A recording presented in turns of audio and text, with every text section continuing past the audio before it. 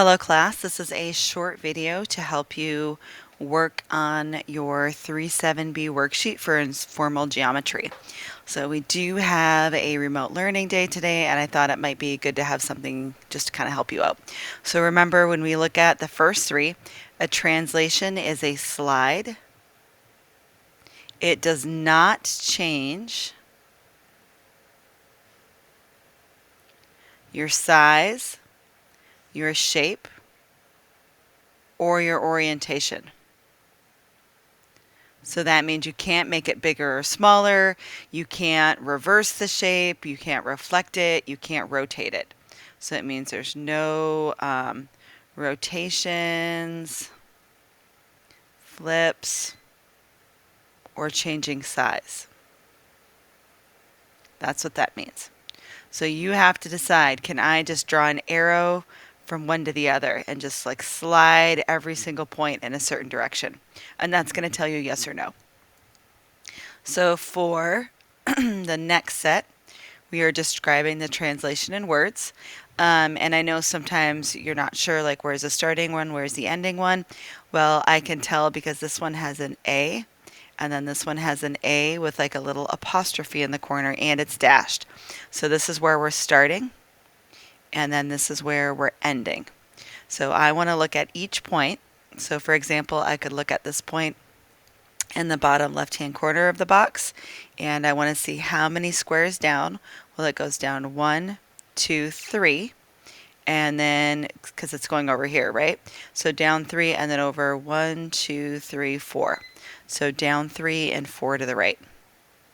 Down 3, right 4. So that's all you need for the words part.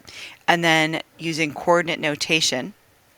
So that means you're starting with your XY, and then we're trying to decide where they go.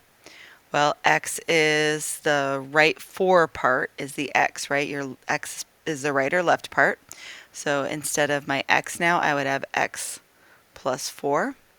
And then my Y part is when it says up or down.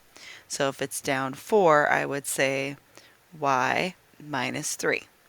So that's what you're going to be doing for each of those shapes, 4, 5, and 6. So I think the first 6 are super easy to do on your own. 7 and 8 are a little bit tricky if you don't have graph paper. And I'm getting tired of people just drawing little triangles on their paper. Like, you need to make an effort. So if you can't draw the image after the translation, then what you could do is you could just write the new coordinates. So, or write the new coordinates. That would be okay. So if you can print this off and work it out, great. It's going to be way easier for you. But if you can't, then you're going to have to write your new coordinates. So what I mean by that is I would make an original. So here's my original, my OG, and my new shape. And my original A is at 1 for X, 1, 2, 3, 4 for Y. So my original point A is at 1, 4. So my new point A, well, I'm taking my X and I'm adding 2. So 1 plus 2 would be 3. And then I'm taking my Y and I'm subtracting 2. 4 minus 2 would be 2. So I've got my original point A, I've got my new point A. And then I would do the same thing for B, I would do the same thing for C. So please don't just draw a little triangle on your paper. Either do coordinates, or if you can print it, that would be an easier way.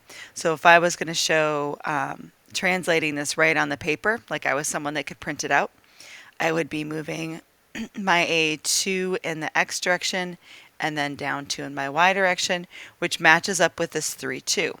1, 2, 3, up 2 for my new ordered pair. So my original one is at 1, 4. My new one is at 3, 2, and I would call this A prime. So you're welcome to either do coordinates, or if you can print, move it. The last two, we are just, actually we have a few more, huh? We have 3 and then 1 more. So for this next section of 3, I'm just following my directions. I'm taking my X and adding 2. I'm taking my Y and subtracting 2. Find the image of the point. It just means you're finding your new ordered pair. So if my original ordered pair is 0, 8, but I'm adding 2 for my X, I'm subtracting 2 for my Y, My new ordered pair would be 2 comma 6. So that's all I've got to write down is the new ordered pair. Last one. Is this a translation? So did I just slide the C over, or did I reflect it or do something else? This one is definitely just a slide as well. So it's only 12 problems. I think you'll be able to easily do this at your own this morning, maybe 20 minutes at the most. And remember, I am available on Zoom if you have any questions. I hope you have a great day.